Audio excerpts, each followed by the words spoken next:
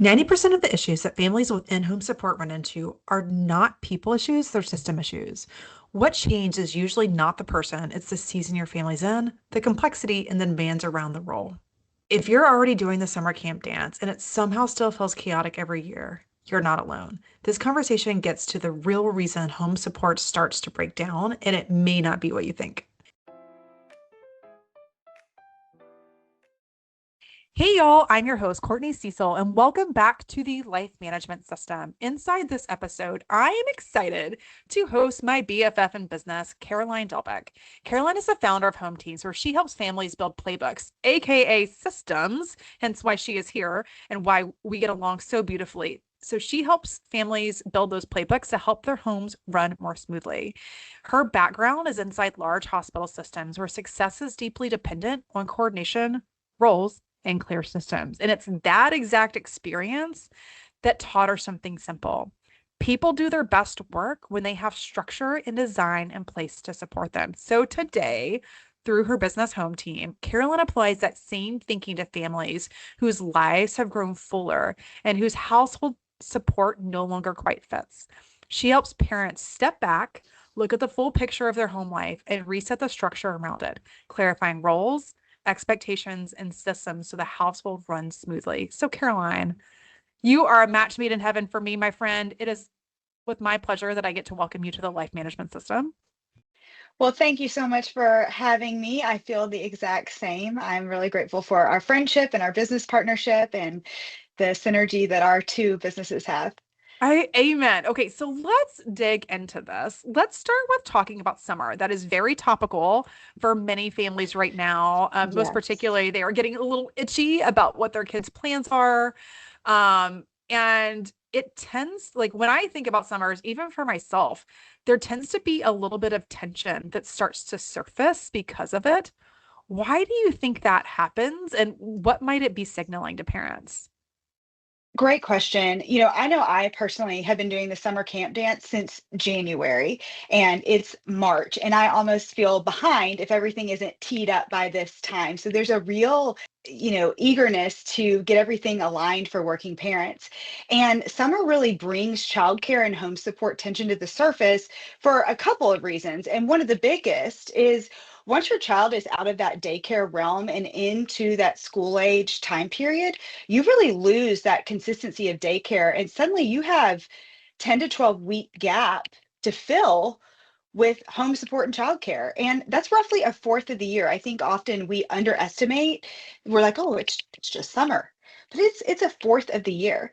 And many families are already operating on really thin margins when it comes to childcare and home support to begin with. So when you add in this variability of summer, into the picture, it really starts to highlight or even exacerbate some of the problems that were already there. I love that you characterize that, Caroline, as a summer camp dance. I'm going to use that language. It's just like so snappy and fun. Um, but very true. And I think the one thing that I took for granted too, because I had au pairs for many, many years. So I never had any inconsistency. And man, that first summer after my au pair moved out and we were officially on our own was one of the cruelest summers I've had as a parent. It Yeah, knocked me sideways. I was not expecting it. And I always vow that I'm never going to let it happen again. And yet the same thing keeps happening. Like I keep for getting sure. through the end of summer and been like, oh my gosh, I felt like that was hard. That was 10 times harder than a school year. For sure. It is. And I think it's good to normalize some of this. Like you and I, this is what we do for a living, and it's still very, very hard to align your support and systems over a very variable period of time. And I think that's why it's so important to look on the forefront of what's going on now and see if there's anything that you need to address before you get into this huge season of variability. Yeah. I've got two things that I want to call attention to because they're resources I think that can help parents Yeah. as it relates to summers. So one, my girlfriend, Megan Spivey, she is a career coach. She has a app called Summer Sanity that I'm going to link in the show notes. So Summer Sanity, for those of y'all that are in the stage of lining up camps, like this app is intended to essentially be like a doodle poll for and function that way for your friends. So that way you can see which camps each of you has signed up for and what weeks before you actually commit. The second resource I'm going to share is Peacock Parent. And I'll link actually a past episode that I had with their founder, Christine Landis, because Peacock Parent also has a lot of different caregiving and some general summer support options. So I've got a free trial that you can use my code to get, but I'll link that all in the show notes. But moving on back to you, Caroline. So what are the signs that if like I'm hearing this and I'm like, yeah, I'm nodding my head and I also like, unite. I also feel every bit of that summer strain. What are some of the signs, like at a more macro level, that the childcare setup just wholesale might be under strain and isn't working? Sure. So there are a few signs that I would look for now, given it's March or previous to getting into the variability of summer. One is that if there's already that sneaky tension between you and your childcare support, even if it's showing up in small ways, it could be just little things that are kind of bothering you that you used to be able to brush off, or even maybe they're saying things about like their time and how much they're working or not working. Um, Maybe it's things are slipping or expectations feel less aligned, or maybe it's just taking you a lot more effort to keep things running smoothly more than it used to. Another one that I commonly see is that your support is starting to show signs of burnout. So maybe they're talking about their hours, maybe they're expressing frustration about unpredictability. Maybe you coming home a little bit later used to be just fine, and now they're starting to show some tension. In my experience, just the typical personality of a nanny or house manager, what makes them so good at their job, they're also probably not going to be the first personality to say those things, but you can feel that tension between you and your support staff. So really looking at that and being aware before you head into a harder season for everyone. The last thing that comes up for me a good bit and that I see is that maybe you're getting interrupted constantly throughout the day. So if everything still has to come back through you in your normal day to day when things are less variable, it's usually a sign that the system that you have in place doesn't have enough clarity or autonomy built into it. And so then when you layer on something like summer where schedules are constantly changing, that really gets exacerbated and highlighted, and it can make it really hard for you to go to work and be focused in your day-to-day job when you're constantly fielding questions from the home front. Yeah. So what I think I hear you saying, Caroline, is that the clarity of expectations, essentially the handoff between you and the people that are supporting you, is really important. But also digging through that, what I know I've experienced, and anytime that I would say probably a third of my clients have some sort of support staff. I think most people assume that that's the only thing that I think to coach people on is like, hey, you should outsource more. And like, yes, Yeah. that's part of it, but it only makes sense for about a third of my clients. The other two thirds it doesn't for one reason or another. But what I always coach people on if they're outsourcing is to be really clear on what those expectations are, but also very gracious and generous with the amount of appreciation that you're sharing and how much that person is making a difference in your life. Because the more we can treat those relationships like we like to be treated at work and inside our careers, the more likely it is to have like sustainability and staying power. So let's pull on this thread a little bit more. How can you tell whether the issue is with your caregiver, regardless if you've outgrown it, fatigue from the Sure. caregiver, regardless of the reason, or the system itself? That's a really great question. We have discovered at Home Team that 90% of the issues that families run into are not people issues, which is a great problem because a lot of us have invested time, money, energy, emotional energy in these people, and our kids often have a relationship with them. They've been involved in the intricacies of our family, and the last thing you want to do is have to have a separation for a number of reasons. The only time there's a real people problem, and it's usually abundantly clear, someone's unreliable, they're late, they're missing work, they're behaving inappropriately, they're doing something unsafe. That's really different, but that's also a small subset. And generally, those people don't land in your home. They don't even make it through your hiring interview. More often, what we see happening is a deeper systems issue. And that can be really surprising because sometimes you've had someone in your home for 6 months or a year and it was working. And now suddenly you find yourself thinking, okay, like what changed? What usually changed though is not the person. Maybe it's the season your family's in, the complexity, the demands around the role. Courtney, like you were talking about, the clarity around the role.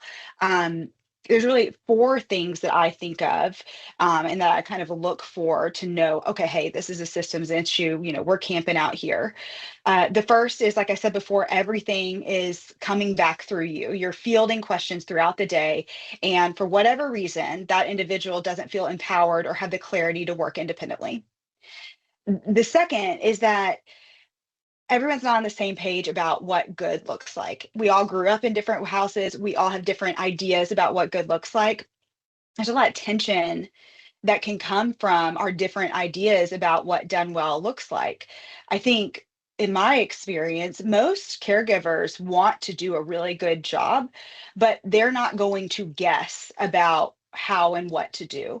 They're much more likely to do exactly what was asked. So something that may feel really obvious to you might not actually have been clearly communicated.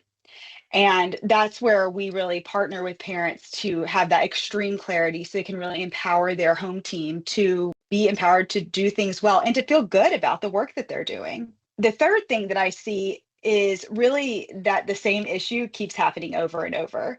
So I know for me, the question can be, why does this person just not get it? It can be really frustrating. At the end of the day, you're coming home and you see that one thing that you've asked them about several times, and you're just like, oh my gosh, why can't we get this right? But more often it's a sign that the structure under the role is not supporting them well enough. And like I just said, like that, maybe it's just not clear enough. Maybe the routine's not clear enough. Maybe the follow through isn't really built in their flow through the day to day. And the last one is kind of obvious. Maybe your family has changed and the support hasn't changed with it. Maybe that individual, the person you hired when you had one child, and now you have three. So the work of that's more demanding and they may need more support around them to be successful. And so the setup that used to work simply just doesn't fit the season anymore, which truly isn't a people problem. It may be a support problem, maybe a system problem. So overall, if things are overly dependent on you, if the expectations are really fuzzy, if you see the same problem keep repeating, or if your family has changed dramatically, those are signs that it's probably not a people issue. It's more likely that it's a systems issue. You speak my love language, Caroline. Like I just got off my biannual training where I actually run people through the signs you need as a system. And it's like Yeah, the same problem keeps popping up over and over. Like check, check, check. And of who was that? It was Einstein, right? That said the definition of insanity is doing the same thing over and same over and thing over expecting and different over. results. Like, yeah, Yes, yeah. Or what and exactly. what I say in the training, the specific language I use is nothing changes if nothing changes. Like you Exactly. can't sit here and expect that's like the conditions will look different tomorrow when you're not communicating because your version of reality is different than somebody else's. Like we all have some sort of selective perception and bias we're applying. And a lot of that is dependent on how we've been conditioned, how we've been groomed, but also what we value. So when you talk about alignment on standards as an example and what done well looks like, there are some things that drive me absolutely batty and my husband could care less about. And like Yes, the one exactly. example that I think about for most women is the bathroom sink. Like when you use a same bathroom sink as your husband and he has his whiskers from shaving in the sink and doesn't clean up after it. Like I think if I was to poll people, and I might just do that very thing to see what they say, that would be the number one thing that drives them bananas. Like, I'm very fortunate. Richard and I don't share a bathroom. We have never, in our entire 15 years of being married, shared a bathroom. So I've never had to deal with the whiskers, but I get it. That would drive me bananas too. But, it's just different standards. And if you don't talk about it, nothing's going to change. So pulling on the thread of change now, Caroline, life's always going to change. Conditions will always change. I have talked several times this week about how there's no such thing as normal, even when we say to ourselves, like, well, next week should be a normal week. No, it's not, because you got kids. Because many of us have a partner that also have another variable, or a pet, or parents, or neighbors, or, there's always going to be something that will make that week look less normal. So to some degree, there needs to be some breathing room in our lives. But at some point, there's a difference between breathing room and just being completely disruptive. So when you think about families going through mass change, what's the point where they need to call a timeout and like just fully reassess whether or not it's working? And then what might be the tipping point for them to say, oh gosh, you know what? We might actually just need to start over. Like whatever it is just not working. I think, some of it's a lot of the things that I've mentioned before of like how to know if it's a system problem or a people problem. But in life, as you're saying, you're so right that, life is constantly changing and evolving. And so generally, it's not one dramatic life change that causes the crumbling of an entire system for a family. But what I do see is that life moves faster and faster the older our kids get. And so sometimes it feels like there's a straw that broke the camel's back, and that you kind of arrive at this kind of reactive place. And so there are a couple of key points just in parenthood that I think it's important to just pause and reassess what your support looks like, what your systems look like. If your work has become more demanding, let's say you were recently promoted and your travel schedule is increasing, that's a good time to reassess how things are going. Anytime you have the addition of a child in your family, obviously that's a huge transition, but often we copy paste what worked with our first child onto our second. And unfortunately, we know that, a second child is exponential to the first. Another time that we want to look is even when you have small changes in the home, some people, and even positive things, think about moving from a smaller house maybe into your dream home or a bigger home, and that's so exciting. But a move is a really big transition point, and it can mean that a larger home is more to manage in the day to day. And so that shifts the roles for everyone. And that might sound small, but it really matters in setting up the details and the responsibilities, and honestly leaves more opportunity for things to fall out of rhythm. So, if you, another common kind of transition point is when you have two kids at different stages at the same time. This was me last year. I had one kid in preschool and one kid starting elementary school. And while there were so many things that were easier about that school age being a part of our lives and having that structured schedule every day, having that dance between the two of them and having one foot in each place really stretched our schedule a lot more. And we had to make some pretty big changes to adapt for that season. Yeah, man, that rocked me. We're actually about to start that. My youngest doesn't know, but he just got into a school that we're very excited about. It's a charter school here in Charlotte, and it's going to take us right back there. We thought we'd have another couple years of them being Right. together in elementary school, but now our oldest has not, it's a lottery. He has not gotten in, but the youngest will be. And of course, the schools are in totally opposite directions. I'm like, oh my gosh, what are we going to do? But I think your point's very valid. And that is exactly what I focused on. Ironically, yesterday, I had a keynote for a public accounting firm, specifically for their consulting practice. And I was like, the thing that most people think causes burnout tends to be things happening in the workplace. And yeah, like some of it is workplace related stuff. It's high client demands. It is so many moving parts and responsibilities. It is lack of boundaries. There's, yes, a lot that causes it, but more often than not, the thing that actually gets somebody to a point of burnout is the life transitions. Because Yes. the life transitions, the promotion, the move, as you talked about, the new kid, the changing schools, all of that is disruptive. Like it completely changes your routines and your rhythms, and not just impacting you, but impacting the entire family. So there's like this ripple effect too. Yes. And sometimes I think why it's hard to see is because these are good things. We introduced a new baby to our family. I got promoted. We're moving to a bigger house. And so sometimes harder things, harder transitions cause us to pause more because they're more painful. But when it's good things, we kind of forget to pause, and then that gets away from us and creates a more painful transition. Oh, that's such an astute point. That's a really astute point. Yeah, man, I thought that we were the most successful parents of all time after we had our first. Like Richard and I looked at each other Yeah. like, we've got this. Like, we don't understand. Why do people say having kids is hard? And then that second one came along. And to your Woo. point, the most glorifying day of my life, like truly the single best day of my life was not when I got married or when I became a first mom. It's when I became a second because I just felt so complete. And I fell in love faster than I ever imagined possible with that second because you just know how deep your heart is and how much you can love as a mom. And oh my gosh, it rocked me. I was not prepared. I'm right there with you. I had no idea. Yeah. No idea. Very humbling experience. Still humbled. Yes, exactly, exactly. Okay, so Caroline, thank you for indulging the conversation and helping, particularly those people that have support at home understand, like, meh, what's the point that we need to be calling a real timeout versus we Yeah. just need to reorient, or to your point, actually build the system. So normally I ask this at the very end, but I think it's very topical now. Can you help people know how they can find you and how they can reach you, and naturally talk a little bit about the fact that you are not just local to Nashville support and what that looks like as well?